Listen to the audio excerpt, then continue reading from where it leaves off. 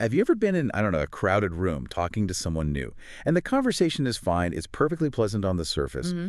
but deep down, you just get this strange feeling. Right. It's not like you're scared, it's just a mismatch. An Yeah. alarm bell goes off and you're trying to find the reason, the source code for it, but the radar just keeps flashing. That feeling is exactly what we're going to get into in this deep dive. We're exploring the skill of people reading. Okay. Our mission is to take those subtle cues, those inner instincts that often feel a bit too vague, and translate them into something you can actually use. Some people just seem to have this knack for it. They really do. But for almost everyone, this isn't some superpower. It's a skill, something that grows and sharpens the more you pay attention. So today is all about calibrating that internal people radar. Okay, I love that. Let's unpack this because it all starts immediately, right, at that first impression. That's right.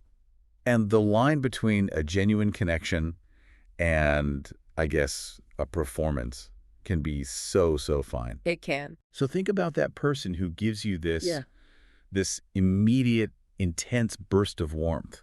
They lean in, they give you all these compliments like, wow, I love your style, you have such a great vibe, you're totally it. And it feels great. Of course. It's flattering, you feel like you're in a spotlight. It is a really powerful social experience. And that's exactly why you need to look closer. Okay, so how? The key, from what we're seeing, lies in what you remember afterward. The recollection. Yes. When you play the conversation back in your head, what sticks out? If your main memory is just a list of the compliments you got, or, and this is the big one, Yeah. if you just remember a ton of stories they told about themselves, that's a flag. That signals an imbalance in the conversation. Ah, okay. So we're looking at the ratio of listening to talking, or like connection versus performance. Exactly. If the scale tips too far towards them being this high-energy, complimentary performer, What does that mean for you, the listener? well, the consequence is you walk away feeling good, sure, but you don't actually feel known. Right.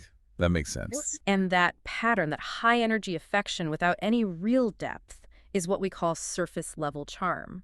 It's great for an instant spark, but if that's all there is, it can be a red flag. A red flag for what, though? That the person is maybe more interested in controlling the social vibe of the room than in actually, engaging with you. It feels more like a transaction of approval, not a real exchange. But we have to be careful here. I mean, you can't just label someone as manipulative because they're outgoing. No, absolutely not. That's a crucial point. Context is everything. So, like, in some cultures, or even just at certain parties, that level of warmth is totally normal. Completely normal, and it would be a mistake to judge it negatively. The radar isn't there to pass a final judgment. It's just there to help you notice when a conversation feels a little off from your baseline, so you can just proceed with a bit more awareness. Okay, let's shift gears a bit. Away from the super charming people and more towards the internally uneasy.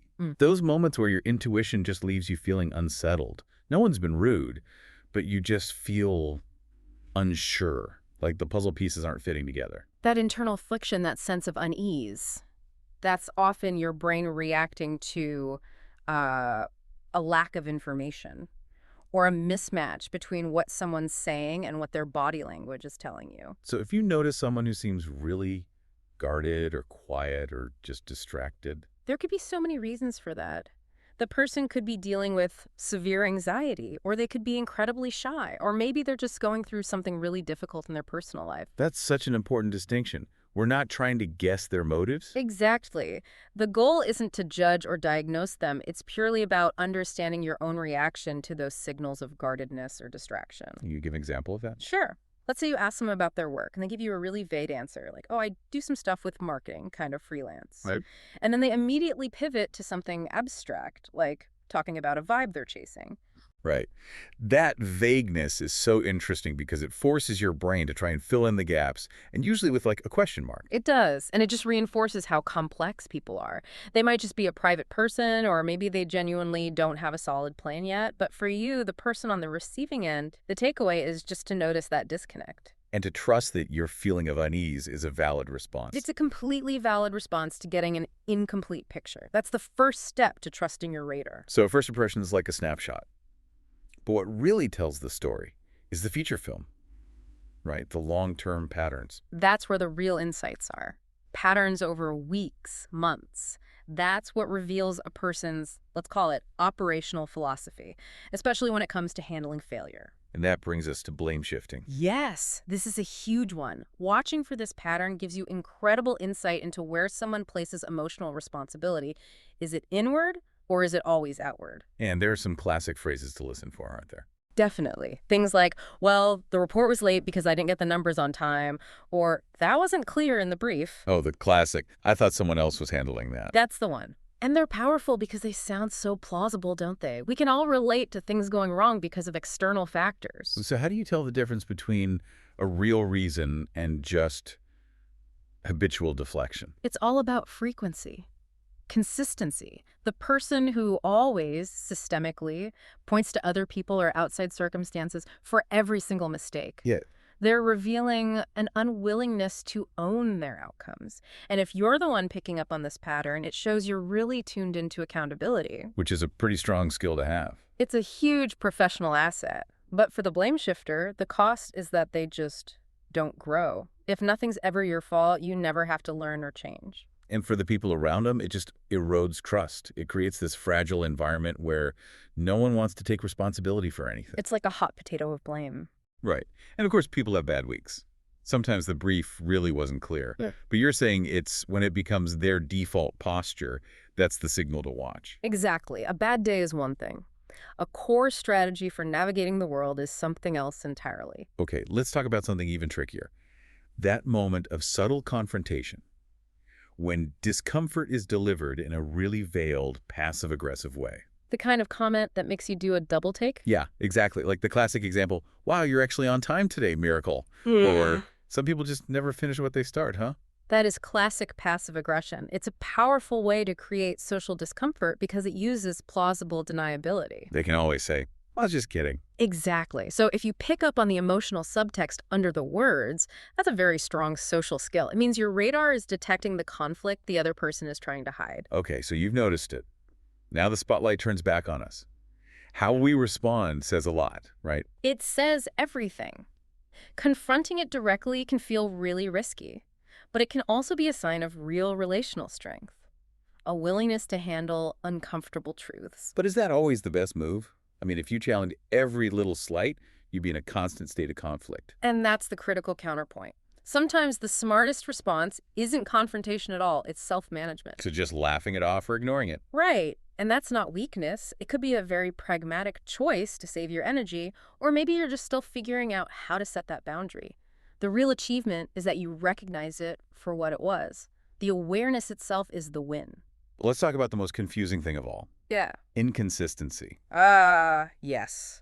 The emotional roller coaster. One day someone is super engaged, supportive. The next, they're cold, distant, distracted. It's exhausting. What are you supposed to take away from that? It's so draining because our brains are wired to look for patterns, to predict. When we can't predict how someone will be, our psychological resources just get depleted. So what's behind it? Well, there are a few possibilities. Sometimes it's a sign of emotional immaturity, a lack of self-regulation. Other times, it can be a clear indicator of severe stress or even underlying mental health issues. But again, it's not our job to diagnose them. Absolutely not. These are contexts, not excuses. The ultimate yardstick for you isn't solving their mystery. It's your own felt experience. How you feel in that relationship. What matters most is how you feel around that pattern. Do you feel respected? Do you feel secure consistently? If their instability costs you your peace, then the pattern is the problem, no matter what the cause is. And this really brings us back to where we started, to self-awareness. People reading is actually about reading the situation through your own unique lens. It is. It's a skill that only grows as we become more aware of our own filters. Our culture, our upbringing, our personality. Even our neurotype, how our brain is wired, all of it shapes how we interpret a simple silence or an over-the-top compliment. That self-awareness is the anchor for all of this. It has to be. Everyone sees the world a little differently. What feels normal to one person can be a massive red flag to another. And your interpretation is not less valid just because someone else sees it differently. So you're saying you are completely valid to feel the way you do. 100%.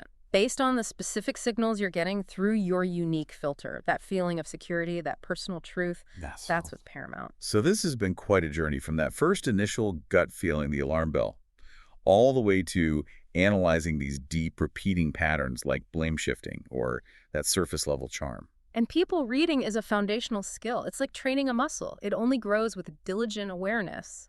So the work continues. It does. And if you've sharpened your radar today, the real challenge is application. So we'll leave you with this.